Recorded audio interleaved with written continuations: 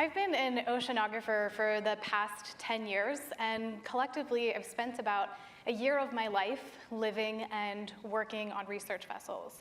And this job has taken me all over the world, from places like Tahiti, Ecuador, Cape Verde Islands, Dutch Harbor, Alaska.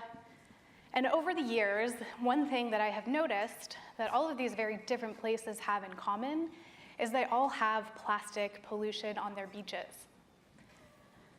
I remember seeing a toothbrush on the beach for the first time many, many years ago in Jeju Island, South Korea. And it was striking and concerning, and to me it just seemed so out of place. The photo behind me I took 2 weeks ago on vacation in Florida, and I have circled the handle of a toothbrush. Except this time around it didn't seem shocking or out of place, but rather it just seemed normal. And this is something that has to change. The focus of my work as an oceanographer is studying mercury chemistry. Mercury enters the environment from natural sources like volcanoes and human sources like coal combustion. And in the ocean, there are different microorganisms like bacteria that can transform that mercury into an organic compound called methylmercury. And methylmercury is a neurotoxin to humans at high concentrations. And it's able to accumulate in marine food webs. So at the base of the food web, phytoplankton and algae have very low concentrations of methylmercury.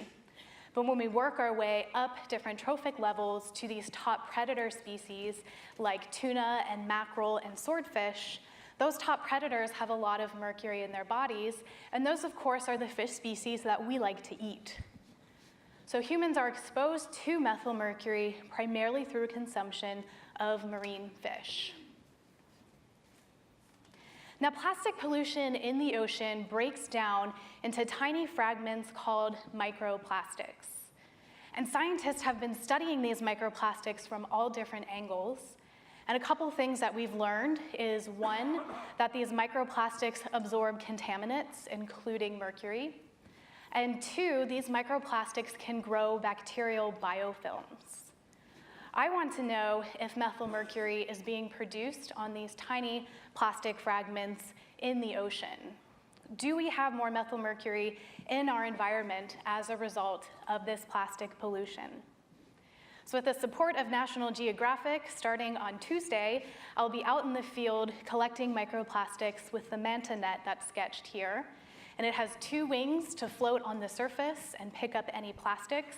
I'll bring those plastics back to the lab and then use genomics and chemistry to answer some of these questions. Thank you.